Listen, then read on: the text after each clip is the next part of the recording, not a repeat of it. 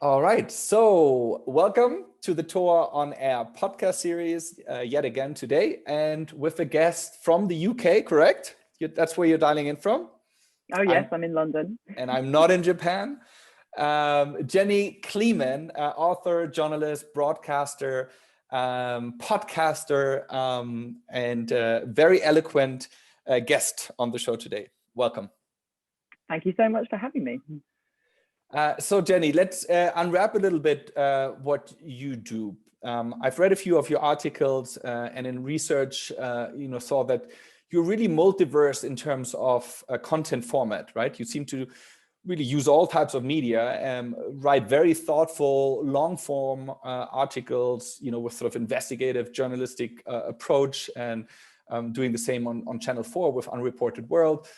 But then you also take on all the new tools of technology and the short form and get it into crisp sort of text and prose. Tell us a little bit about your journey into this world of media and journalism. I always find it really hard to kind of describe what I do. I guess saying that I'm an investigative journalist is right. I'm a journalist that looks for stories that I find interesting, and they could be in any sphere. So I'm not like a tech journalist or a environmental journalist or a women's rights journalist. I just find things that I find interesting, and then I think about which would be the best medium to package it into.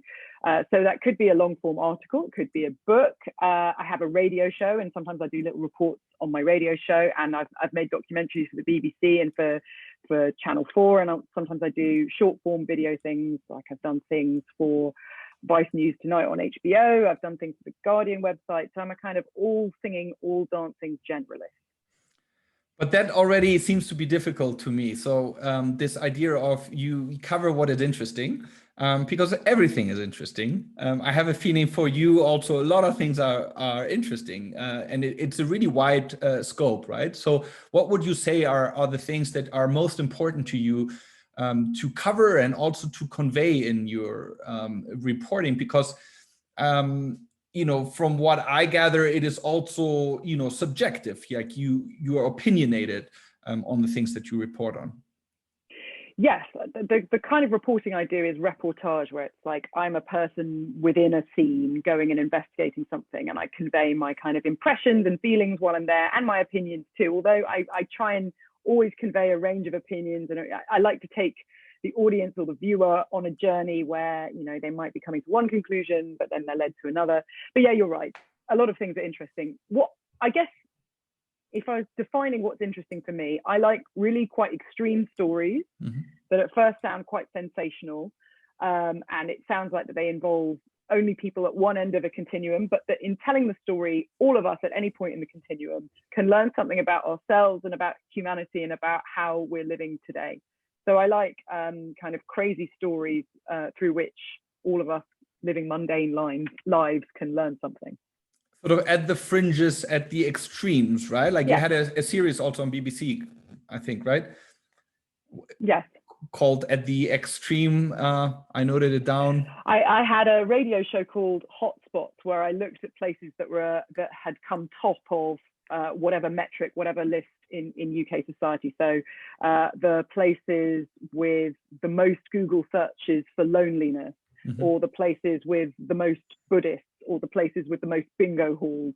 And what could you learn about a place because it came top of a particular list, basically.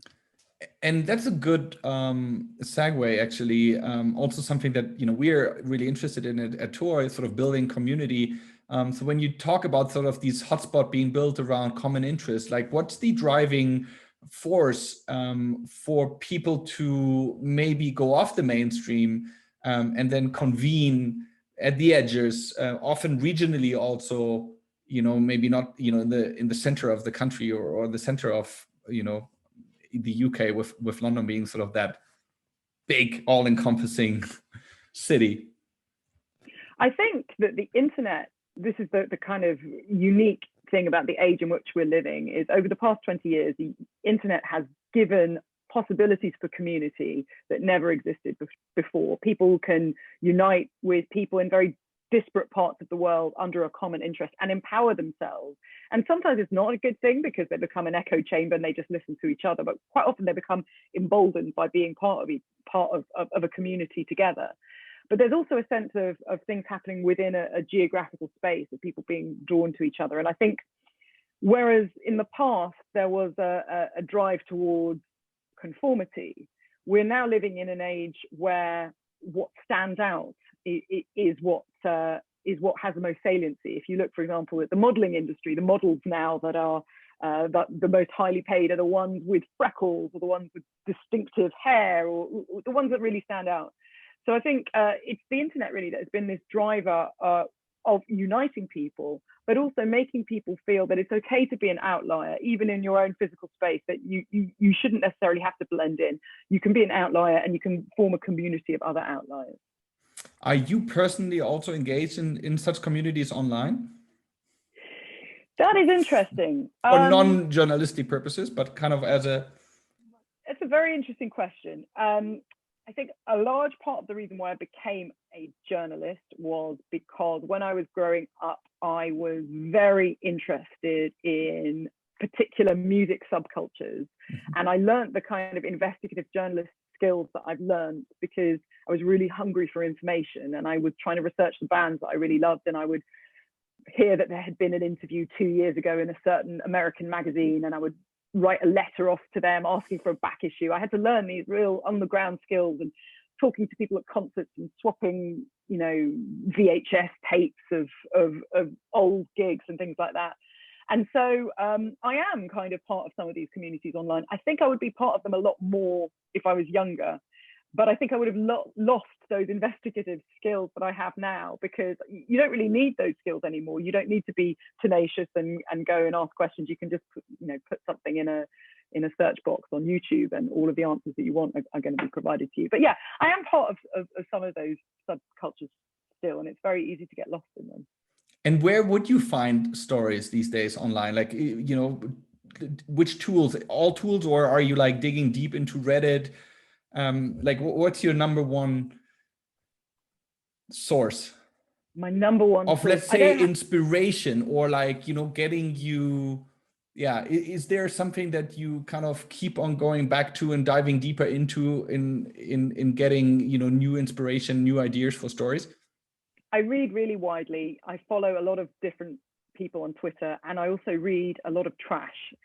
I read a lot of journalistic things that people would think are not good journalism, where they're kind of content mills where there's a lot of stuff pumped out, and you know, you'll get stories that have not been covered in a way that I would think is interesting, covered in a few lines. I read the small stories in newspapers, but there's no one place. No, I mean, my ideas come from absolutely everywhere. And I have, you can see them there, some of them. I have about 600 of these notebooks that I've been keeping for for 20 years. And they're red. And they're red. They're all red. The black ones are project specific ones, but yes. I have these tiny notebooks that they're all the same. I'm very religious about them. And anytime I have an interesting thought, I write it down. And sometimes, I mean, I'm working right now on a story that probably first went into my notebook 7 years ago, but there are different ones that I'm always kind of keeping an eye on.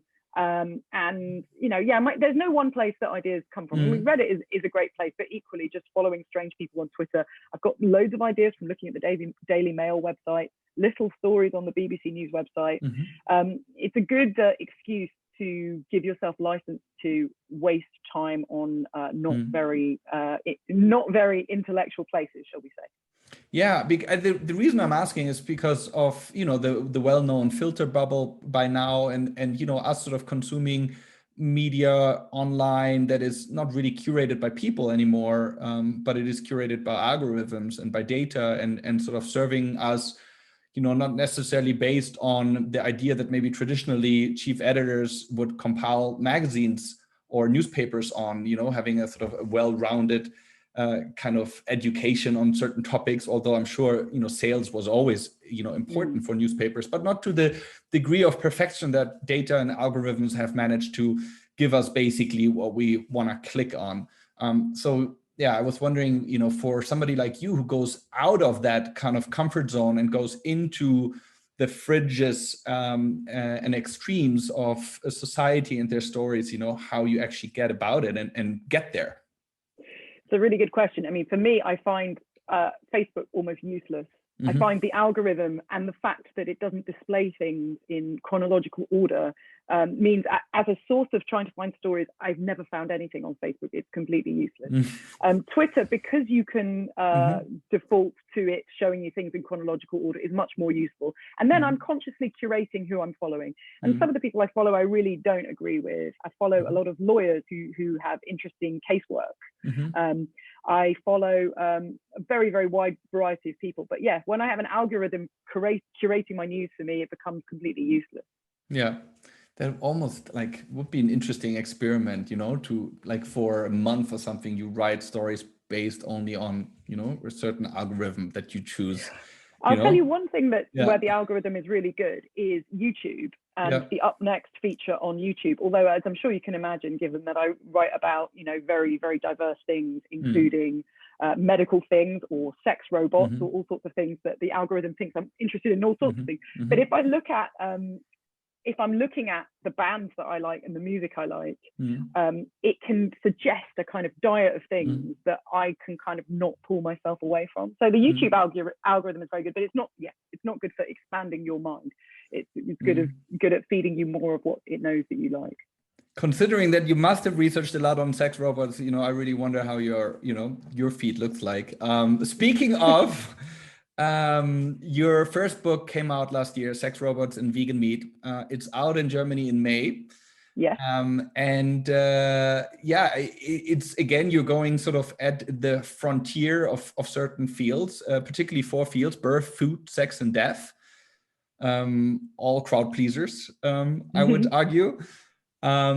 And I'm just reading, you know, one of the descriptions I found from you. If we can have babies without having to bear children, eat meat without killing animals, have the ideal sexual relationship without compromise, have the perfect death without suffering, how else will human nature be changed forever? Is that the question you were trying to answer in the book? Yes. I mean, the book in many ways is about the unintended consequences of trying to control the hitherto uncontrollable. Like, what else happens when you try and control these fundamental parts of our existence that have always been beyond our control until now? But then there's a bigger question at the heart of the book, which is, to what extent can technology solve all our problems?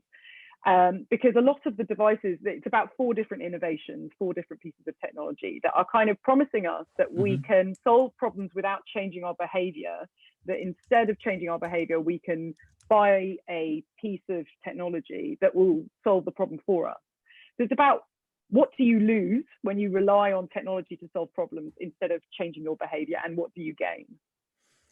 So let's, you know, maybe go about it sort of systematically, you know, like, why are we doing this? Like, why are humans striving to not, you know, maybe work on our own behavior, but rather try to control the circumstances? Why are we so non-stoic in that way? Yuval Harari, who I had the honor of interviewing just recently, you know, in Homo Deus, he talks about this idea of, you know, we're striving to be God and you know, be able to create these things. Like, what's your take? Like, what's the human nature? You know, what is it that makes us want to continuously improve everything?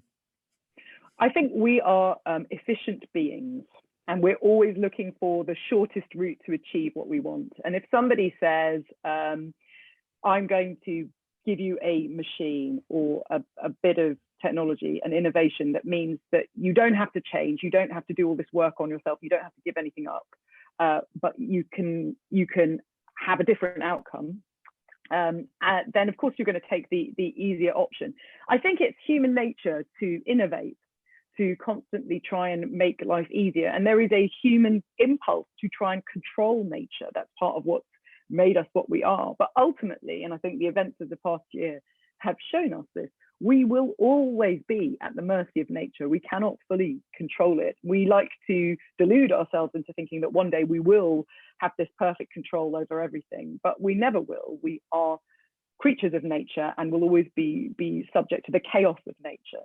So I think there are these human drives to control and to innovate, but also to be efficient and to expand as little effort as possible in order to achieve a goal. And entrepreneurs are able to exploit that.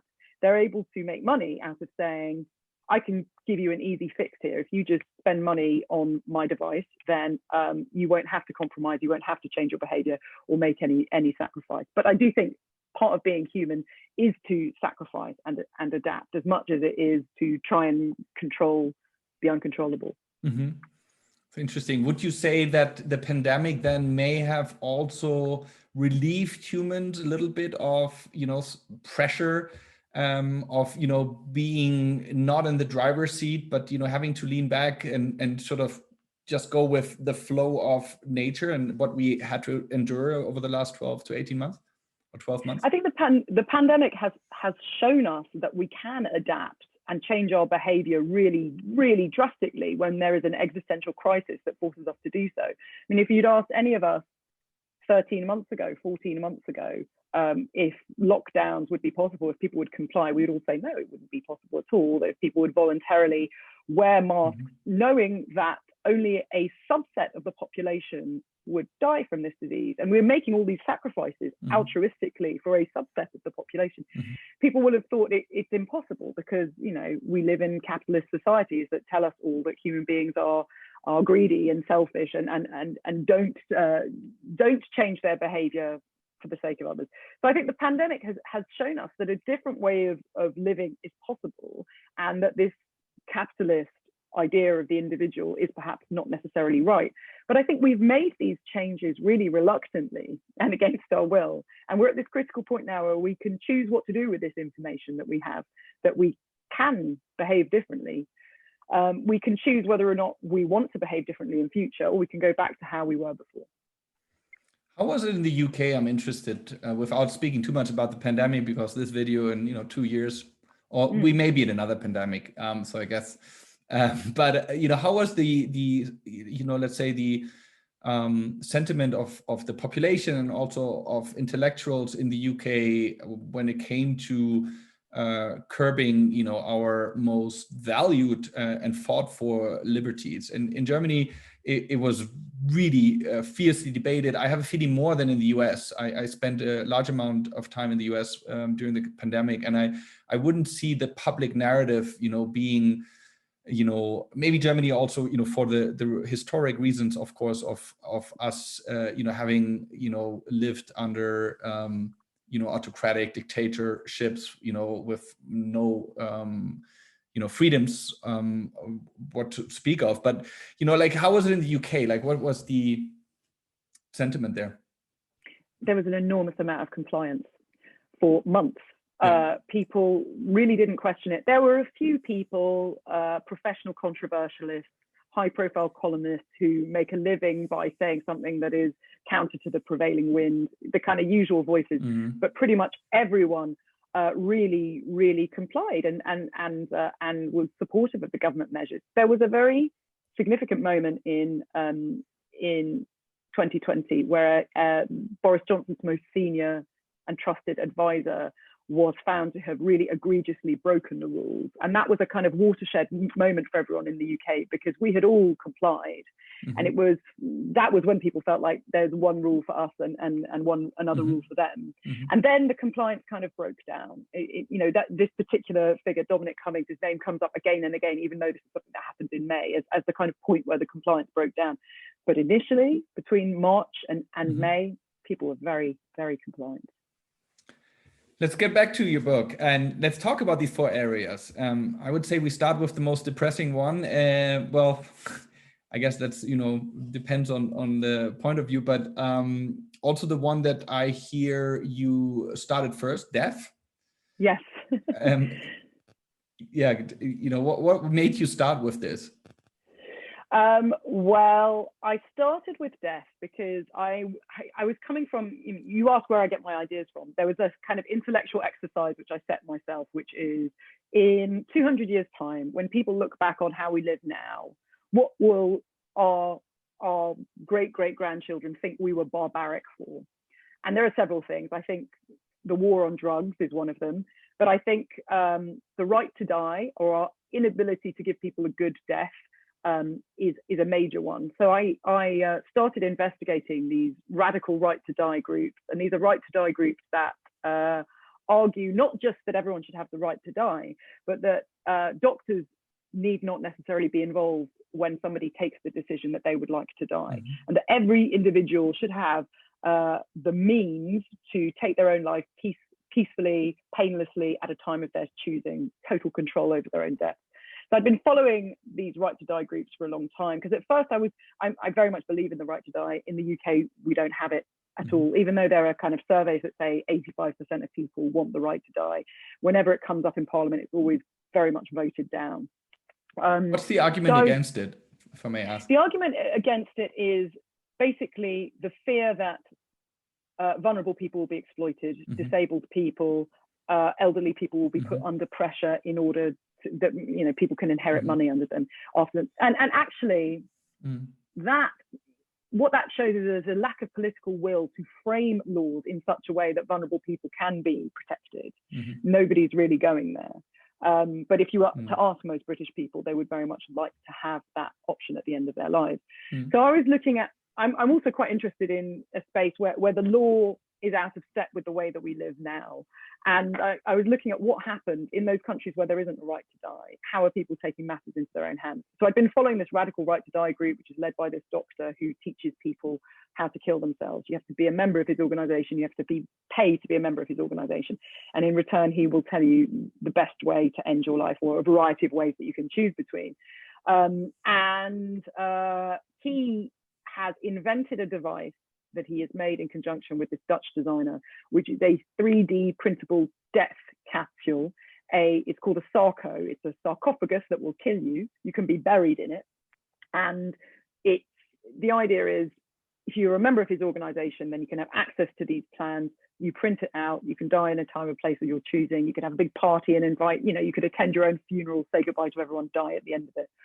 And I thought this device is very interesting, because instead of being the solution to a problem, it is a symptom of it, which is our fear of death and the lack of a right to die. In fact, what should happen, we do know how to give people a peaceful, dignified death. We know which drugs deliver that, but the thing is, doctors have to deliver them. And in many ways, this device is a reflection of a kind of libertarian ideal, really, which is, we've had enough of experts. This is a big saying during the Brexit debate in the UK. We've had enough of experts. We want to be able to take everything within our own power. It's, I think, potentially open to an enormous amount of abuse, because you can download this device. And yes, he was saying you could use AI to check that somebody's of sound mind when they're using it. But who's to say that somebody does that test and then uses the device afterwards, or uses the device when they're drunk or when they're bereaved? There are all sorts of problems in it. And so I thought it exemplified what I'm trying to look at very well. And on the birth side, you covered also something that, to be honest, I'd never read about in that detail. Maybe you can. Yes, I covered artificial wombs. And when you said death was the most depressing, I found the birth section the most depressing, because this is a technology with the darkest potential. It's called ectogenesis, the process of gestating a baby outside of the human body. And it's been a kind of staple of science fiction for a very long time. But pediatricians in America and across the world, also in Australia, in Japan, are trying to develop an artificial womb in order to save the lives of super premature babies. At the moment, if you give birth at 23, 24 weeks, you have a super premature baby that's treated like a newborn, put into an incubator, and given help to breathe, kept warm, given help with all the things that you can't do as a baby at that stage. Whereas an artificial womb allows the process of gestation to continue. And in the Children's Hospital of Philadelphia, they have developed something called a bio bag, which is effectively a plastic bag filled with synthetic amniotic fluid. And they have put the fetuses of lamb fetuses inside these bags, plugged an oxygenating device into their umbilical cord, and watched them grow. And these are lambs that You know, they begin, they're pink, their eyes aren't open, and there are videos of them growing and developing, and eventually they have coils of wool, they're moving around completely independently of their mothers. And when they're at full term, the lamb is born. They open the bag, they clamp the umbilical cord, and the lamb is born. And so I think very soon they're hoping to do trials of these devices in babies, in super premature babies. And these would be babies that have pretty much no chance of survival using existing technology. So super premature babies at the cusp of viability or just before. And there is, you know, we're also better at keeping fetuses from conception that are conceived through IVF for longer and longer periods. There is a kind of voluntary, there is a kind of ethical limit on keeping fetuses beyond 14 days after conception, because that's when the spinal cord develops. But you know, not everybody signed up to that. Russia hasn't signed up to it. North Korea hasn't signed up to it. Therefore, we know they could be experimenting with human fetuses and growing them for longer.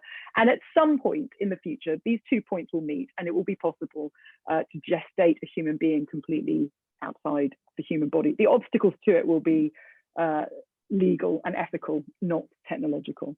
So I was looking at what would a world be like if you could have babies without anyone being pregnant. And it was a kind of fascinating journey into the difference between an ideal world and the real world. In an ideal world, this could be used to help so many people, you know, women who need medical treatment, who have cancer when they're pregnant, trans women, gay men, anyone who would currently use a surrogate, women born without wombs. And it would also mean that women could have complete equality to men, because at the moment, you know, because we're the ones that have to bear children, we're the ones whose careers take a hit. But in the actual world, women are really judged when they're pregnant for unmotherly behavior. I can imagine a world in which these devices exist where states could say, you're not behaving appropriately, you're drinking, you're smoking, you're eating the wrong kind of cheese, we're going to make you transfer your pregnancy into one of these bio bags.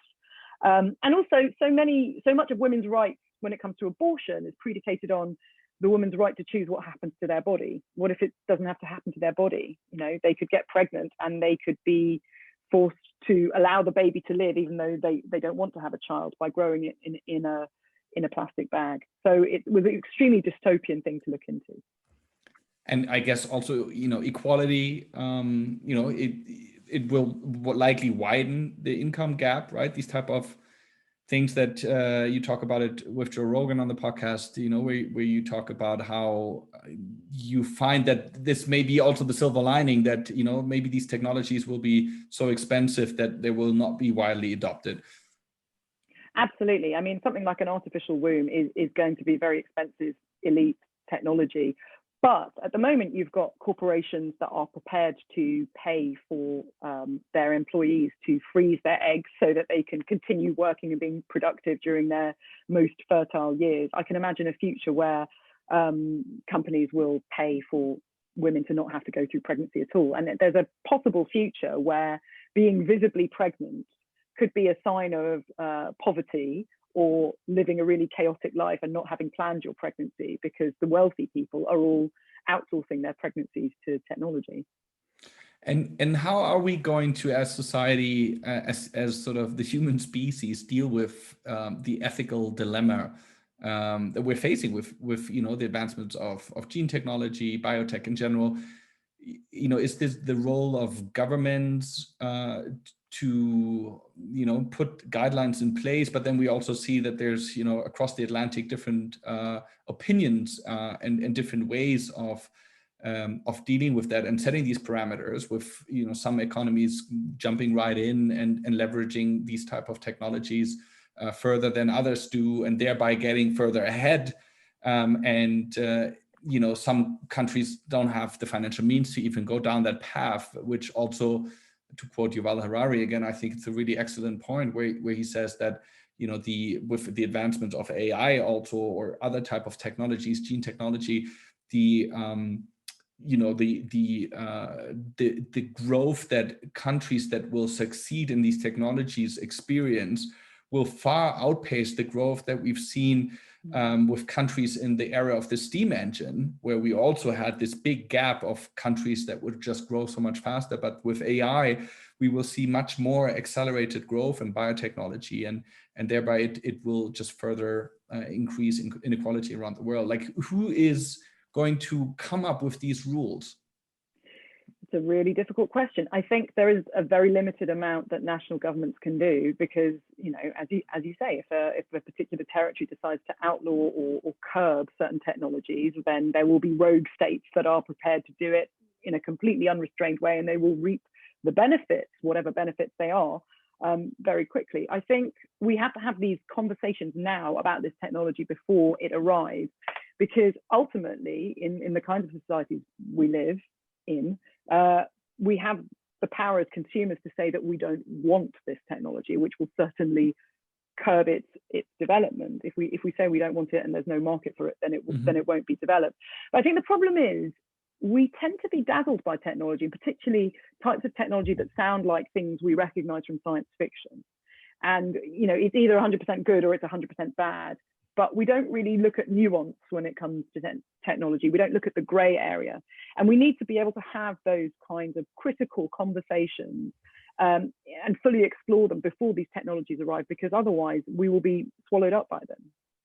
I mean, that's a hopeful idea, right? But looking at, you know, social media as an example, you know, we are at the mercy of technology companies, right? Like the way these algorithms are, you know, programmed and designed, even if we don't want to be on social media, there's the hook, right?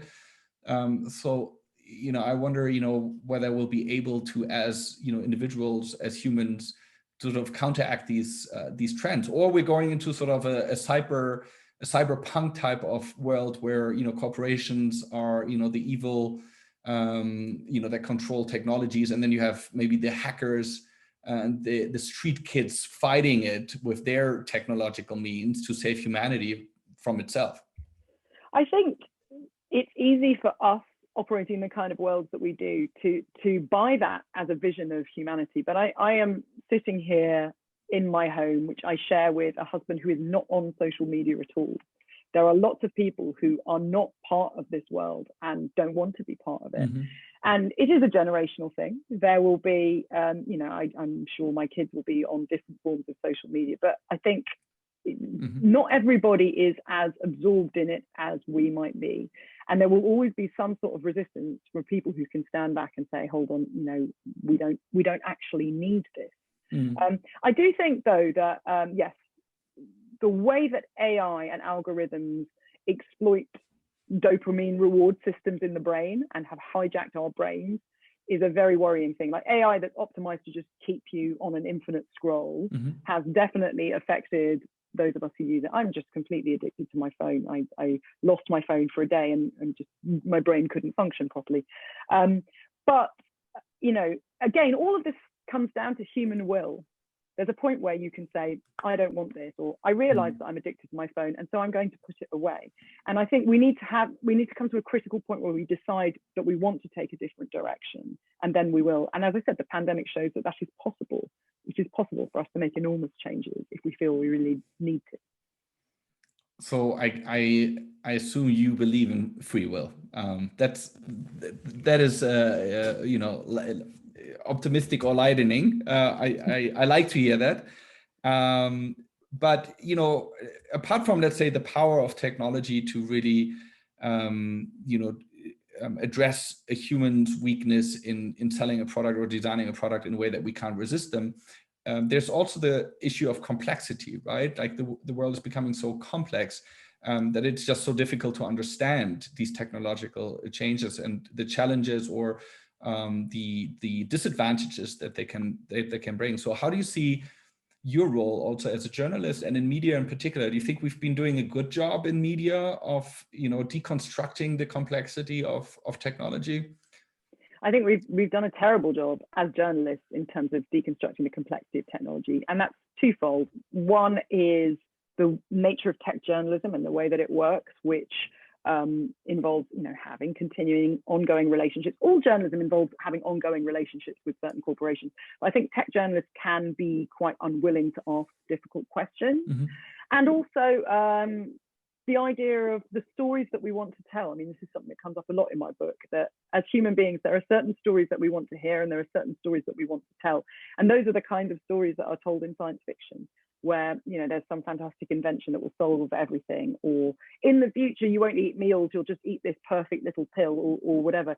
And when you as a human being get a sniff of that kind of story, you think, oh yes, I know this, I like this. You have that familiarity with it. Mm-hmm. And I think journalists are guilty of both, of telling the stories that they think audiences want to hear, and also being fearful of destroying relationships by asking difficult questions. Mm-hmm. I think going forward, the way that what should happen is, yes, there is so much complexity in the world, it's difficult to convey nuance as a journalist, but you can do a good job if you pick one thing and do it really well, like one thing that's complicated, and explode all the possibilities of that instead of trying to explain the complexities of everything, if you see what I mean. Mm-hmm. And there's and I think podcasts are a really good example of this. I think that people have the patience to listen to some really sophisticated debate for a long period of time. They have the patience and the time to dedicate to having really complicated ideas explained to them fully. There is a market for it. I just think that in the media, we just tend to think that that's not what most people are interested in. Nice that you say that, because my girlfriend will always tell me that, I should be doing one thing and not do a podcast. And, while I do the podcast, I drive or I cook or, I clean up the apartment. So in a way, I agree with you. But also podcast, takes us usually out of the moment that we're in, right? But I think everybody listens to podcasts in that way. I only listen to sure. I couldn't just sit still and listen to a podcast. But equally, when I'm really listening to something, if I'm interviewing someone, even if I'm recording what they're saying, I still take notes. And part of why I take notes is because that's how I commit what I'm listening to memory, not from writing, but I need to be doing something while I'm listening. You can't just sit and listen, really. But yeah, I mean, I think the explosion of podcasts really, really shows that we really want to engage properly in things. Mm-hmm. Let's talk about the sex robots. You visited you visited a doll factory, and I was also blown away by what you were saying. In terms of how sex dolls are now more and more merging with AI to become as resemblant of human beings as possible. What have you seen? What have you learned there? I went to this sex doll factory where the real doll is made. The real dolls are probably the world's best known hyper realistic sex dolls. And these dolls are elite products, highly customizable, 42 different kinds of nipple to choose between, 14 different styles of labia. You can specify where you want every freckle on the body. You can have each hair individually punched on the pubic hair if that's what you want. You can specify exactly how hairy and where. They are incredibly customizable and hyper real, I would say, in every sense, in that whilst they look very realistic, they have kind of cartoonish proportions, Kardashian style proportions, or the proportions of surgically enhanced porn stars. And these dolls have been being made for years, for 25 years. But the people making them are now putting animatronics and AI into them to bring them to life. And the personality will be as highly customizable as the physical body. So you can have a substitute partner as much as an object that you have sex with, that you can calibrate how their moods are. You can make them shy, jealous, funny, intellectual. And on the day that I went to interview Harmony, the sex robot, they had cranked up her intellectual capacity as much as possible for my benefit, because there had been a CNN crew who had visited a few days before, and they had maximized her dirtiness for that. And she'd said some disgusting things to the reporter, asking him to take her into the back room and do things to her. And they didn't want that, because I was coming there as a journalist from The Guardian and I was a woman. But you were like, hey, we're from the UK, we're not so prudent, Yeah, exactly, we can handle it. But no, she was saying things like, do you like to read? I can tell from our conversations. She had a British accent. So she was very intellectual that day. But she is one of many sex robots that are being made around the world. And the people making them say they are providing the illusion of companionship to people who otherwise wouldn't have any companionship. So the bereaved, the socially awkward, the disabled.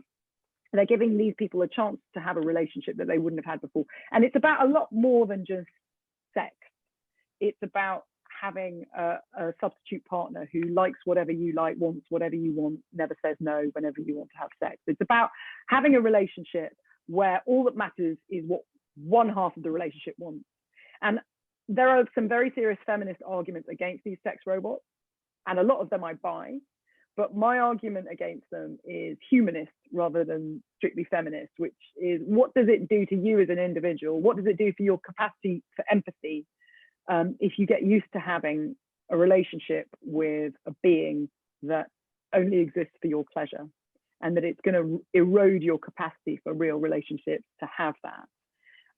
So yeah, it was really a very kind of fascinating and dark journey. The sex robots being made at the moment are far from perfect. It's not like you see in science fiction, but at some point, you know, within a couple of decades, you'll be able to have very, very, very realistic robots that you can have proper relationships with, I think. Did you talk to owners as well of such dolls? I talked to somebody who is married to his sex doll. When I was doing the reporting, none of these robots were on the market. So I talked to somebody who is a prolific owner of sex dolls and who wants one of them to be upgraded to robot status as soon as possible. And it was quite interesting. He was a very sweet guy who's had some problems in relationships in the past. And he said, you know, relationships are a minefield. I don't want to step into the minefield. I want to have something where I know that my interactions are always going to be good. I know this partner is never going to cheat on me. You know, stability, control. You know, that's ultimately what it comes down to, is control.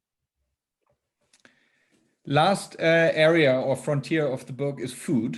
Yeah. And while with the first three, you know, it seems, you know, to me kind of like obvious, you know, of the sort of ethical dilemmas or humanistic dilemmas that we're running into, if we go down that rabbit hole of improving these areas technologically as much as possible. With food, my gut feel would have been like, well, you know, aren't those, you know, great technological advances that we're seeing lately, you know, in serving, you know, not just animal rights, but also the planet at large. Absolutely. And I had the same feeling when I was doing the reporting, where there was one point where I thought, maybe there's no story here. Maybe there's nothing problematic about this technology, and maybe the people I'm interviewing are all going to win Nobel Prizes, and you know, they're really saving the planet. So I looked at meat grown in laboratories, and this is real meat. So it's not a Beyond Burger or an Impossible Burger. It's not plant-based meat.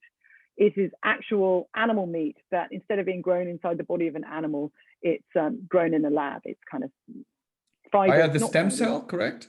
Is that? Well, yes, by the sort of thing that cells that have the potential to be anything. So if you were to cut yourself, the scab that would form, those kind of cells, cells that are capable of regenerating, they are bathed in a nutrient bath that causes them to proliferate, and then they are harvested. And this industry is at the moment being pioneered by vegans, by people who don't eat meat at all, which is why my book is called Sex Robots and Vegan Meat. The people who make this meat would not say it's vegan at all, but it's vegan meat because it's meat that's made a market that's funded by and made by vegans. And they see this as a kind of solution to a problem that they haven't been able to solve by making ethical arguments. And so their take is, the animal rights argument hasn't converted enough people. What we need is something, we need to give carnivores exactly what they want, but produce it in a different way. And I ate some of it. What I ate was in November 2018. So I imagine it's much better now, but what I ate was not good. I ate a lab-grown chicken nugget, which tasted like meat because it was meat, but it had completely the wrong texture because they don't grow like a cut of meat. They grow cells, a mass of cells. So it was like a kind of chicken mush that I ate. It was really disgusting, and I didn't eat meat for 4 days after eating that chicken nugget. Because, but maybe that's their goal, you know. Well, maybe. I mean, you know, that would be smarter. But in the end, I thought that the problem with this technology is it is encouraging us, the world that the people who are making this technology are striving towards, which is a world in which we all continue to eat meat, but animals don't die for it, is a world where we will be even more remote from the source of our food, because you need some very specialized technology to make this substance. And we're disenfranchising ourselves by relying on these, you know, enormous corporations with giant bioreactors to make our food. And at the moment, the industry is run by people who really are, I think, by and large, really motivated by real moral principles to make the world a better place. But there is no guarantee that that will continue to be the case, and that it won't be bought out by even bigger corporations. I mean, at the moment, they're all trying to get funding from the meat industry, which has the infrastructure to, you know, put this product into supermarkets. And we all know that the meat industry does not care about animal rights very much, and also human rights. Terrible things happen in meat packing plants, meat processing facilities. So potentially, you know, ultimately, it seemed to me incredible overshoot engineering when we could all just eat a little less meat. And it's predicated on this idea that we're all really greedy, that we all can't give up eating meat twice a day for lunch and dinner. And I think I don't buy that. And, you know, I had a big argument with Joe Rogan about this. It really touched a nerve with him. But I really think that we can scale things back so that eating meat becomes an event that we do once a week or twice a week, and we make sure that the animals are grown, you know, that they live a decent life, and that they're not grown on an intensive farm, you know, a feedlot which is incredibly polluting to the planet. And then that would solve the problem. That would solve the problem and retain our agency and our control over the world in which we live. And my problem with this as a technology is it is disenfranchising us. It's taking a very dim view of humanity, and it's disempowering us. Yeah, I also would probably tend to be more on Joe Rogan's side here, but since you've covered this with him, you know, I'm not going to go much deeper. Maybe I've been too long in the technology world. No, I'm half joking. Like I said in the beginning, we're 60% optimist. Before we get into the final part, mindful of the time here, where I want to talk a little bit about, you know, how we as humans, you know, should deal with all of this. Just briefly, because I think it's interesting for our community, which tends to be kind of, you know, very millennial focused. You've also visited a game addiction clinic. Yeah. And I'm sure you've covered like the Robin Hood and Wall Street bets, and, you know, that whole craze around stock trading and, you know, these type of betting apps. They probably wouldn't call themselves a betting app, but you get where I'm hinting at. Tell us a little bit about the experience there, and what are some of the measures, what are some of the warning signs that, you know, people talked about, and some of the measures that actually worked for people to get off that? Yes, so I went into the first NHS clinic for people with gaming addiction. Gaming addiction is recognized by the WHO as a proper behavioral addiction. And this is run by the same people who look after gambling addiction in the UK, the big centralized thing. And it was very interesting for me, as somebody who has covered gambling addiction, which is a different thing from gaming addiction, to look at just how different they are. Because the thing is about gaming is, unlike pretty much any other addiction, like drug addiction or alcoholism or gambling addiction, there are real benefits from being a habitual daily gamer. You know, there's problem solving, there's community. It's been the way that a lot of young people have actually managed to communicate with each other through the pandemic. You know, there's portal into other worlds, which has been absent for most people over the past year. You know, you can make a lot of money as a professional gamer. You can get scholarships to places. Gaming can be good for you. But the problem is, when gaming begins to displace other activities in your life, when you are beginning to find it difficult to leave your room, when having basic interactions with your family becomes difficult, when you are not taking care of yourself, not eating, not showering, when you are not going outside and having real interactions in the real world, that's where it becomes dangerous. And I had this idea in my head of what these gaming addicts would be like, of kind of socially awkward, you know, somewhere on a spectrum where they were not good at human interaction or explaining their feelings. It was completely wrong. The gaming addicts I spoke to were very, very sensitive, really thoughtful people who had gone through something in their lives which had meant that it was easier for them to exist in a virtual world than in the real world. So, you know, one boy, he's one of 5 children. His parents got divorced. His life was very chaotic, but he found the kind of calm and peace that he could get from blocking it all out through gaming was a real support to him. There was another boy who was very badly bullied at school and found that he was really, really good at Minecraft, and he had so much respect in the world of Minecraft that he didn't have in the real world. So that's where he was getting all of the emotional nurturing that he needed in the real world. And then there are people who, you know, who move to a new area, you know. So what was interesting for me was, if you compare that to gambling addiction, where there are, you know, dopamine centers in your brain that are being exploited by corporations and companies to make you keep coming back for more. This wasn't the same thing. It was there's an interplay between personal factors, situational factors in your life, and some very addictive features of the game. What was really interesting, though, for me, was that the gaming industry had all the data on players who've been playing for 16 hours non-stop, and they could very easily send a notification saying, hey, it looks like you've been, you know, playing, maybe you should go to sleep, maybe you need the toilet now, or whatever, but they don't do that. So that was interesting for me. But it's a growing problem here in the UK, and I know certainly that the NHS clinic is really oversubscribed at the moment.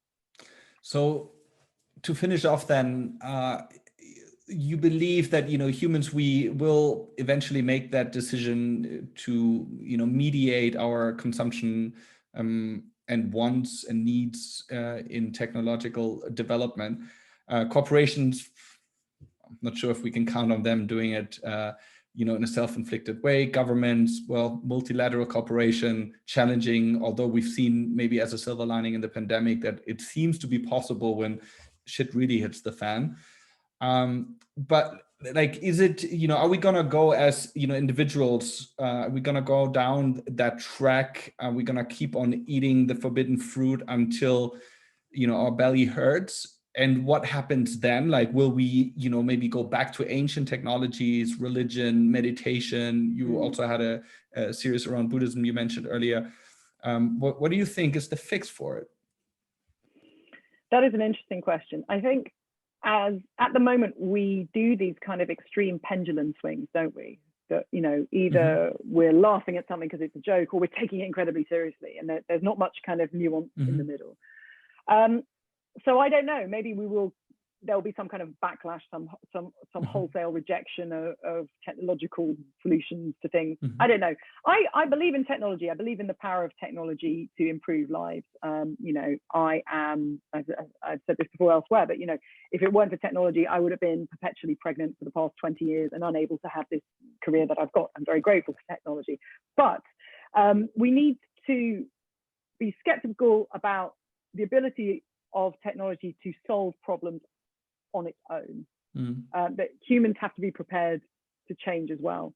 And the beauty of a system that views human beings through a prism of capitalism as consumers, which tends to reduce us as you know, selfish, greedy individuals, is that still ultimately we as consumers have the power, and we have the power to say, I don't want this.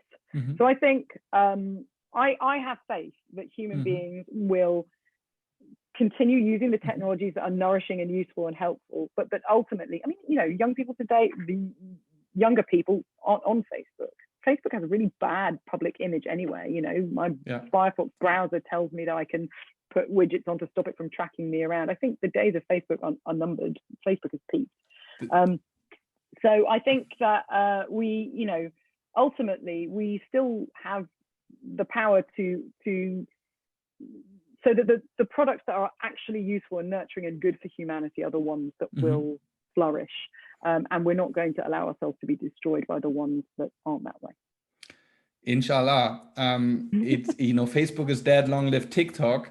But I, you know, like, what's your practice? Like, do you think we need to, as humans, also to get to this point of wanting behavioral change? Do we need a reflective practice? You know, how do you structure your life and use of technology, and maybe walk us a little bit, maybe some of the things that you've learned or use. I'm a total hypocrite. I mean, I'm somebody who's written a book about why eating meat is completely unsustainable, and I still eat meat. And I'm completely addicted to my phone, as I told you. But I'm a conscious hypocrite. I know that I'm a hypocrite. So, as I said, I'm trying to scale back how much I eat meat. And I think a lot of this stuff is generational. I mean, my book begins with a quote from Steve Jobs at the launch of the original iPhone, where he said, we think we've got a fantastic product and we're going to go for it. We're going to be ambitious and we're going to try and get 1% of the market. Like, he had no idea what he was unleashing. He had no idea that people would become so dependent on smartphones. And I think maybe there is a lost generation where we all have had our brains hijacked, but I think subsequent generations are going to be a lot more skeptical about it. So in terms of my own practice, I think maybe I'm lost, maybe I'm gone. I'm addicted to my phone. I try not to look at it. I'm not on Instagram. I'm not on TikTok. I'm trying to stop myself from going deeper into the rabbit hole. But I'm hoping that my kids are going to be more critically aware, and when they grow up, they're not going to get as sucked in as I've been. Final question that I ask everybody on the show, and since we often have people sort of from the tech startup world, there's this concept in sort of agile product development around pivoting a product and iterating a product. And what I found that, with entrepreneurs, like, that seems to be one of the most challenging questions to answer, whether if you're building a product, it needs constant iteration and more iteration, or whether you're really down the wrong path and you need to pivot. How is it for you when you write an article or a story and go down a story? Are there frameworks, or, what's the process like for you to make that decision? Are you talking to your peers? Are you talking to your family? Do you test the response of people? Do you publish anonymously? Any tips, hacks to make that decision? My big thing in terms of my process when I'm writing an article and working out the direction in which it will go is to do some incredibly deep listening. And so I have a basic idea of what I want to do. I come up with a list of interviewees. I interview them, and then I transcribe the interviews myself, which is so fist-gnawingly awful and painful and time-consuming, and I hate it. And I've tried using technology, but I find that when I really, really listen, like properly listen, I get all the ideas for structure. I immediately know where each idea is going to go in my final piece. So I have a kind of document parallel to the document that I'm doing the transcription in which I dump the ideas that I'm transcribing. So when it actually comes down to writing, the structure is just completely there, and it's just coloring in, and the actual writing takes me no time at all. But that authority, the authority that I have to tell that story and to know which direction it's going to go from, derives from really listening and trying to work out what people are saying. I hope that makes sense as an answer. I think that's a really wonderful tip. But it's something that that I think people, it is a superpower that we can all have in this world where everything is as short as possible. And if somebody sends you a video clip that's a minute long, it feels like a lifetime. To disengage and really listen is to have great power. Jenny, thank you so much for your time today, and I wish you all the best. I'm excited to read more books. Order this one, read that one, but then you covered 4 frontiers, but there's so many more to cover, so we'll be looking out for more. Thank you. Thank you so much for having me. Thank you.